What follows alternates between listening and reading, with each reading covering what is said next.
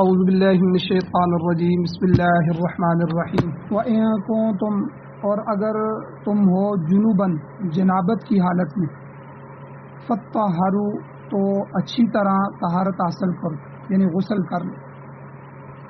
وَإِن كُنتُم مَرْضَىٰ اور اگر تم مریض ہو بیمار ہو او علی سفر یا مسافر ہو سفر پر ہو او جاء احد منکم من الغائط یا تم میں سے کوئی جائے ضرورت سے واپس آئے یعنی پیشاب پخانے سے آئے او لامستم النساء یا تم نے چھوا ہو عورتوں کو یعنی تم عورتوں کے پاس سے آئے ہو یعنی بیوی سے جماع کیا ہو تو فلم تجدو پھر تم نے نہ پایا ہو ما ان فتیمموا پانی کو پھر تم پانی نہ پاؤ تو فتیمموا صعیدا طیبا تو تم تیمم کر لو پاکیزہ مٹی کے ساتھ یعنی قصد کرو پاک مٹی کا.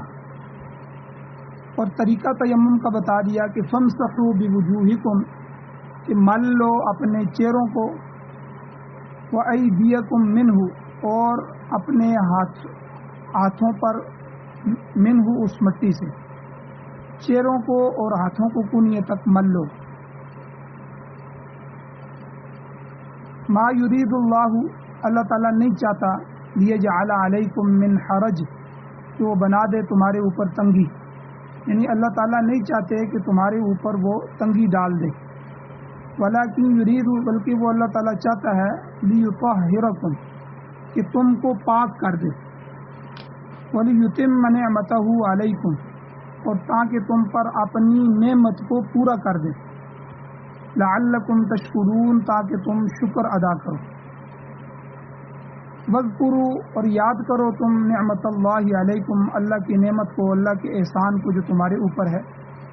ومیثاقہ الذی واثقکم بہ اور اس کے عہد کو جو اس نے تم سے پختہ طریقے پر ٹھہرایا ہے. اذ قلتم یاد کرو اس وقت کے جب کہ تم نے کہا سمعنا واطعنا کہ ہم نے سنا اور ہم نے اطاعت کی. واتقوا اللہ اللہ تعالیٰ سے ڈرتے رہو. ان اللہ علیم بذات الصدور بے شک اللہ تعالیٰ دلوں کے بھیدوں کو دلوں کے رازوں کو بھی جاننے والا ہے. سورۃ المائدہ 5ویں سورت ہے اور 6واں سپارہ ہے. 6 آیت کا آخری حصہ اور 7ویں آیت آپ کے سامنے تلاوت ہوئی ہے. آپ نے اس کا ترجمہ سماعت فرمایا. سب سے پہلے ربط آیات ہیں کہ ان آیتوں کا پچھلی آیات کے ساتھ کیا تعلق ہے کیا ربط ہے. گزشتہ دروس میں آپ نے سماعت فرمایا کہ اللہ تعالیٰ نے حلت اور حرمت کا قانون بتایا حلال اور حرام کا مسئلہ بیان فرمایا. نکاح کے اندر کون سی چیزیں حلال ہیں اور اکل و شرب میں کھانے اور پینے میں کون سی چیزیں حلال ہیں. تو گویا کہ دونوں حصہ ہے نکاح اور اکل و شرب ان میں حلال اور حرام کو اللہ تعالیٰ نے واضح فرمایا. یہ دراصل پاکیزگی اور طہارت ہی کا بیان ہے. انسان کے لیے دونوں طرح کی طہارت ضروری ہے ظاہری طہارت بھی اور باطنی طہارت بھی. انسان کا ظاہر بھی صاف ستھرا اور پاکیزہ ہو انسان کا باطن اندر جو ہے وہ بھی پاکیزہ ہو. اور جو انسان عبادت کرتا ہے اللہ کی تو عبادت سے بھی انسان کو باطنی طہارت حاصل ہوتی ہے اس کا باطن صاف ہو جاتا ہے. اور عبادت کرنے سے پہلے ظاہری طہارت کی ضرورت ہوتی ہے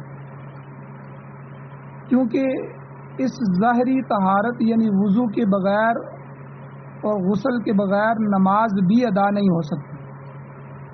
اور چونکہ نماز کے ذریعے انسان اللہ تعالیٰ کا قرب حاصل کرتا ہے تو چنانچہ گزشتہ درس میں طہارت صغرا کا مسئلہ یعنی وضو کا مسئلہ بیان ہو چکا ہے اور تفصیل کے ساتھ بیان کیا گیا ہے اور وضو کے چاروں فرائض بالتفصیل بیان ہوئے. اب آج کے درس میں طہارت کبریٰ کا بیان ہے، بڑی طہارت، یعنی جنابت کی حالت طاری ہو جائے، بندہ جنبی ہو جائے، نجس ہو جائے، اس میں کئی صورتیں ہیں، بندے کو احتلام ہو جاتا ہے یا میاں بیوی کی آپس میں صحبت ہوتی ہے، تو ان ہر صورت میں جب بھی بندہ جنابت کی حالت میں آ جائے یا عورتیں ہیں ان کو اگر حیض و نفاس شروع ہو جاتا ہے، اس سے پاک ہوتی ہیں، تو پھر اس سے جنابت کی حالت جب طاری ہو جائے تو پھر کس طرح طہارت حاصل کی جائے گی، تو یہ طہارت کبریٰ ہے۔ اور طہارت صغریٰ یعنی وضو کا مسئلہ پچھلے درس میں بیان ہو گیا، اب آج کے درس میں طہارت کبریٰ یعنی جنابت سے غسل کے بارے میں تفصیل بیان ہو رہی ہے۔ اب یہاں یہ بات سمجھی جائے کہ بے وضو ہونا یہ حدث اصغر ہے، چھوٹی ناپاکی ہے، جبکہ جنابت کی حالت میں ہونا یہ حدث اکبر ہے، بڑی ناپاکی۔ اب جنابت کا معنی کیا ہے؟ جنابت یہ جنبی ہونا، جنابت یہ عربی کا لفظ ہے، اس کا معنی ہے بعد، دوری۔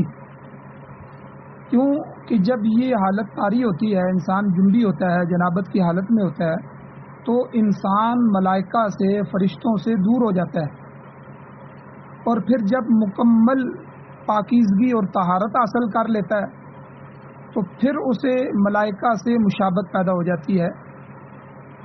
تو جنابت کا جو مذکورہ معنی ہے بعد اور دوری کا، زمانہ جاہلیت کے عربی شاعر کے شعر سے بھی اس کا یہ معنی واضح ہو رہا ہے۔ شاعر کہتا ہے فَلَا تَحْرِمَنِّي نَائِلًا عَنْ جَنَابَةٍ فَإِنِّ امْرَأٌ وَسْطَ الْقِبَابِ غَرِيبٌ۔ شاعر کہتا ہے مجھے میرے غریب الوطن یعنی گھر سے دور ہونے کی وجہ سے محروم نہ کرنا، کیونکہ ان تمام خیموں میں ایک میں ہی غریب الوطن ہوں۔ تو یہاں عن جنابت جو لفظ شاعر نے استعمال کیا ہے، تو مقصد یہ ہے کہ جنابت کا لفظی معنی ہے دوری، کیونکہ جنابت کی حالت میں انسان پاکیزگی سے بھی دور ہو رہا ہوتا ہے اور فرشتوں سے بھی دور ہو جاتا ہے۔ اب جنابت کی حالت کون سی حالت ہے؟ جنابت اس حالت کو کہتے ہیں جب انسانی جسم سے مادہ تولید یعنی مادہ منویہ جو ہے یہ شہوت کے ساتھ نکلے، انسان کے اعلی تناسل سے، انسان کی شرمگاہ سے، چھوٹے پیشاب کی جگہ سے مادہ تولید جو ہے مادہ منویہ شہوت کے ساتھ اچھل کے شہوت کے ساتھ خارج ہو، تو اس حالت کو جنابت کہتے ہیں۔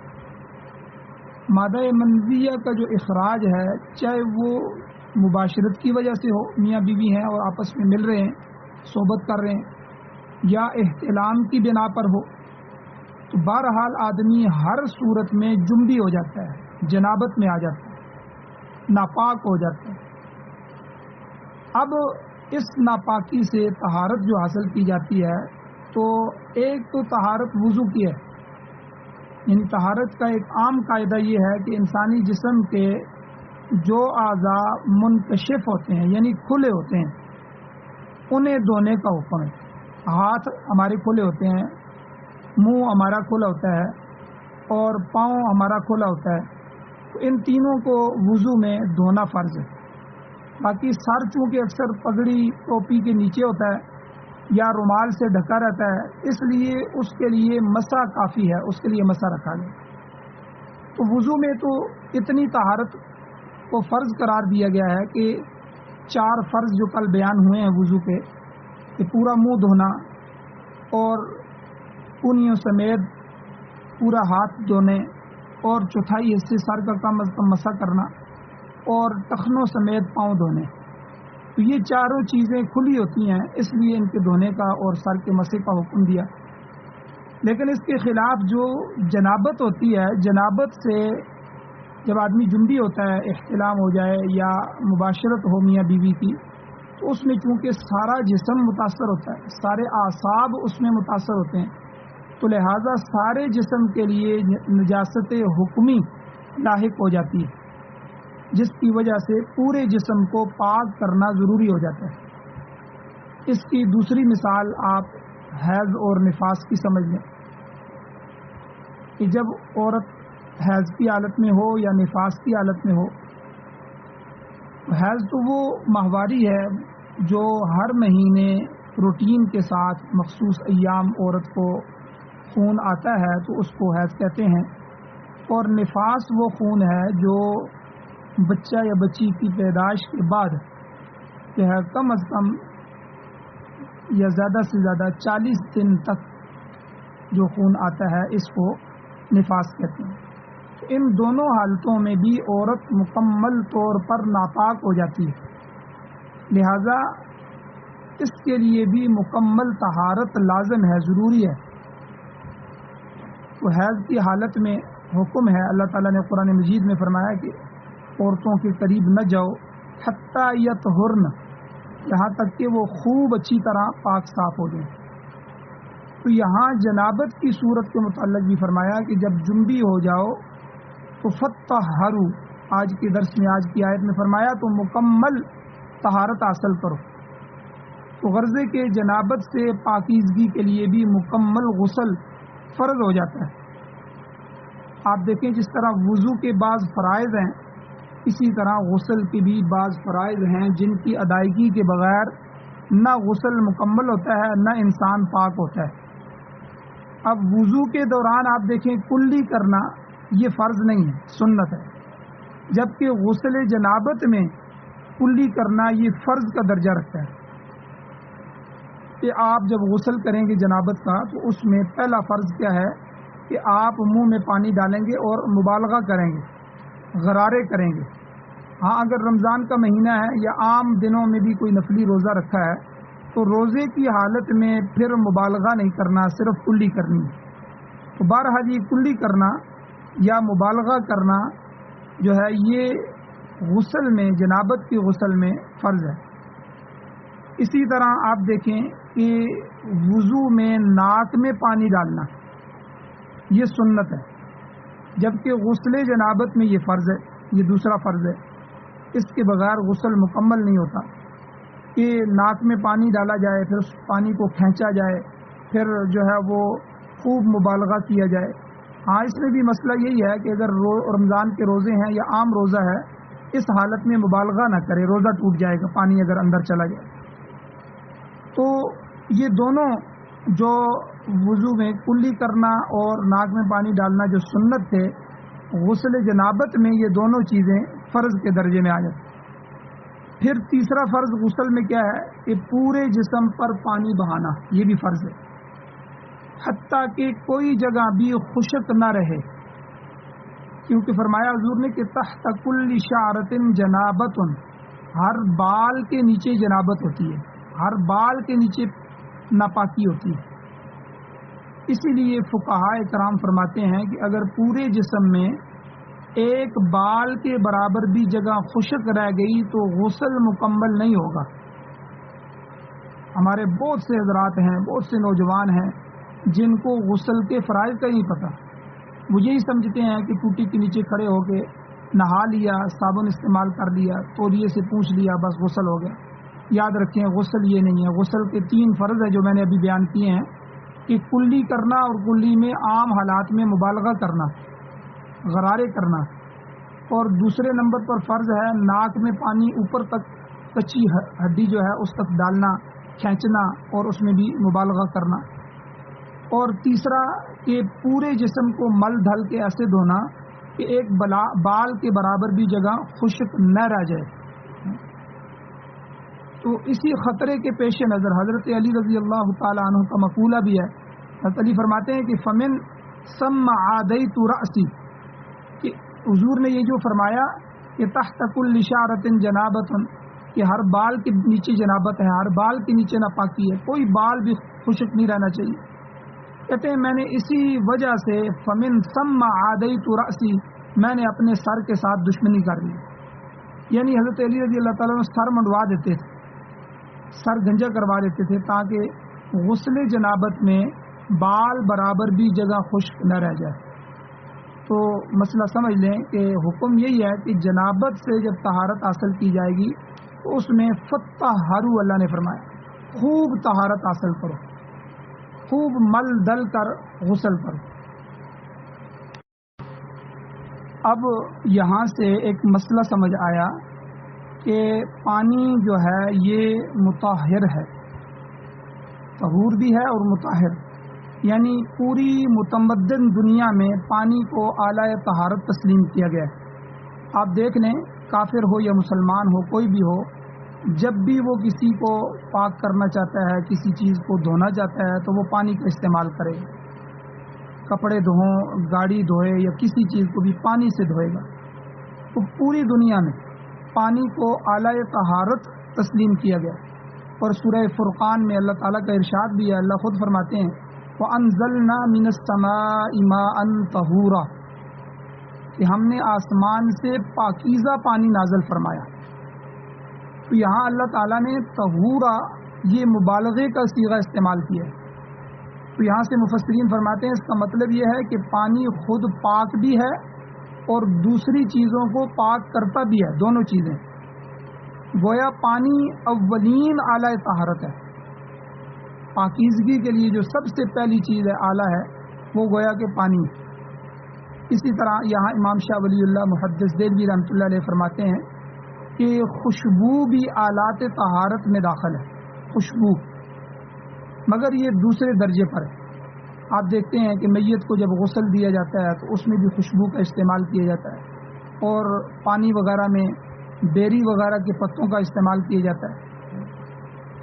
تو بہرحال اس آیت کریمہ میں ارشاد ہے وَإِن كُنتُمْ جُنُوبًا، اگر تم جنابت کی حالت میں ہو، جنبی ہو جاؤ اور سخت ناپاک ہو جائے، طہارت صغرا نہیں طہارت کبریٰ تمہیں حاصل کرنی ہے، تو حدث اکبر لاحق ہو گیا ہے، تو فَطَّہَّرُوا، اچھی طرح طہارت کرو، یعنی اچھی طرح طہارت کیا ہے؟ غسل کرو، اور طہارت کا یعنی غسل کا طریقہ میں نے ابھی پیچھے عرض کر دیا۔ اب یہاں یہ بات واضح ہو گئی کہ طہارت کے بغیر نہ تو قرآن پاک کو ہاتھ لگایا جا سکتا ہے، یعنی قرآن پاک کو بھی چھونے کے لیے طہارت ضروری ہے۔ لا یمسہ الا المطہرون فرمایا اللہ تعالیٰ نے سورہ واقعہ میں کہ نہیں چھو سکتا اس قرآن پاک کو مگر مطہرون، پاکیزہ لوگ جو طہارت شدہ ہیں۔ تو طہارت کے بغیر قرآن کو ہاتھ نہیں لگایا جا سکتا، اور نہ نماز وغیرہ پڑھی جا سکتی ہے، نہ کوئی دیگر عبادت ایسی کی جا سکتی ہے۔ تو طہارت ضروری ہے عبادات کے لیے۔ اب مسئلہ یہ ہے کہ اگر انسان بے وضو ہو جائے یا حالت جنابت طاری ہو جائے، جنبی ہو جائے، احتلام ہو جائے، میاں بیوی کی مباشرت صحبت ہو جائے، ان دونوں ناپاکیوں کی حالت میں اب پاک ہونا ہے، تو ظاہر بات ہے ابھی ذکر کیا ہے کہ اعلیٰ طہارت جو ہے یعنی پانی، یہ بھی میسر نہ ہو، پھر طہارت کیسے حاصل کی جائے؟ کئی علاقے ایسے ہیں، کئی حالات ایسے پیش آ جاتے ہیں، انسان بے وضو ہو جاتا ہے، ہوا خارج ہوگی یا پیشاب پخانہ کیا تو بے وضو ہو گیا، یا جنابت کی حالت پیش آ گئی، تو اب اس نے پاک ہونا ہے اور پاک ہونے کے لیے پانی بھی نہیں ہے، تو کیسے طہارت حاصل کی جائے گی؟ اور عبادت بھی ادا کرنی ہے، نماز بھی پڑھنی ہے، تو عبادت کیسے کی جائے گی؟ اب اس صورتحال کو اللہ تعالیٰ نے آگے بیان فرمایا کہ وَإِن كُنتُم مَّرْضَىٰ، اگر تم بیمار ہو جائے۔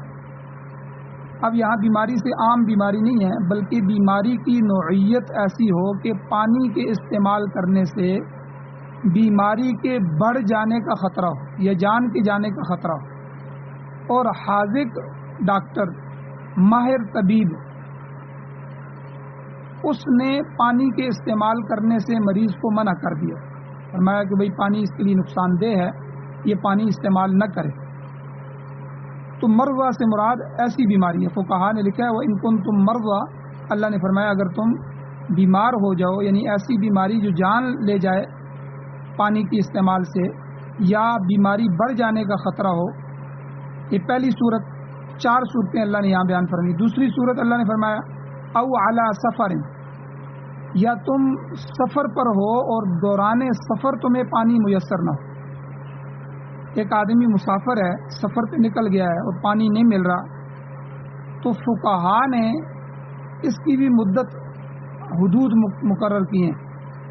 فقہائے احناف فرماتے ہیں کہ اگر پانی مسافر کے عارضی قیام سے جہاں اس نے ٹھہراؤ رکھا ہوا ہے کم از کم 1 میل کے فاصلے پر ہو، 1 میل، تو اس کے لیے تیمم مباح ہو جاتا ہے. تو تاہم یہاں فرمایا کہ تم حالت سفر میں ہو اور سفر میں تمہیں پانی نہ ملے، یہ دوسری صورت. اور تیسری صورت فرمائی او جاء احد منکم من الغائط، یا تم میں سے کوئی جائے ضرورت سے آیا ہو، پست جگہ سے ہو کے آیا ہو. غائط کہتے ہیں دراصل پست جگہ کو، نچلی جگہ کو. چونکہ جب بندے کو پیشاب پخانہ آتا ہے رفع حاجت کے لیے، عموماً جو لوگ ہوتے ہیں وہ پست جگہ کو، نچلی جگہ کو تلاش کرتے ہیں تاکہ بندہ نیچے ہو کے بیٹھے اور کسی کی نظر نہ پڑے. اس لیے اصطلاحاً غائط کا لفظ بولا ہے، اور غائط کہتے ہیں بول و براز کرنے کو، پیشاب پخانہ کرنے کو.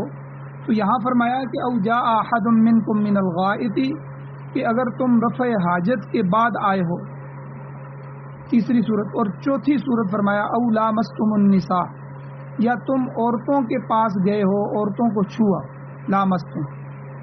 یہاں یہ بات بھی یاد رکھیں کہ لمس کے 2 معنی ہیں. امام شافعی رحمۃ اللہ علیہ لمس سے مراد صرف ہاتھ لگانا کہتے ہیں. گویا کہ شوافے کے نزدیک جو ہے ہاتھ لگانے سے وضو ٹوٹ جاتا ہے.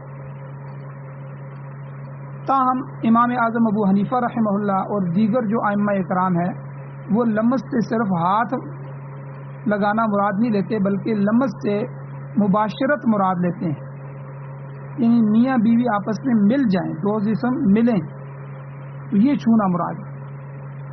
تو لامستم جو ہے یہ باب مفاعلہ کا صیغہ ہے، مفاعلہ. اس باب کی خاصیت یہ ہے، اس کا تقاضا یہ ہے کہ جو بھی فعل ہو رہا ہو وہ فعل جانبین کی طرف سے ہو، دونوں طرف سے ہو. لہذا لمس جو ہے، لمس کا معنی یہ صرف ایک طرف سے چھونا نہیں ہے بلکہ دونوں طرف سے چھونا، مس کرنا ہے، یعنی عورت سے قربت کرنا یا مباشرت کرنا ہے. صحابہ اکرام میں حضرت عبداللہ ابن عباس رضی اللہ تعالیٰ عنہما، حضرت علی رضی اللہ تعالیٰ عنہ اور دوسرے صحابہ اکرام رضوان اللہ تعالیٰ علیہم اجمعین نے یہی معنی لیا ہے کہ جب تم عورتوں سے مقاربت کرو.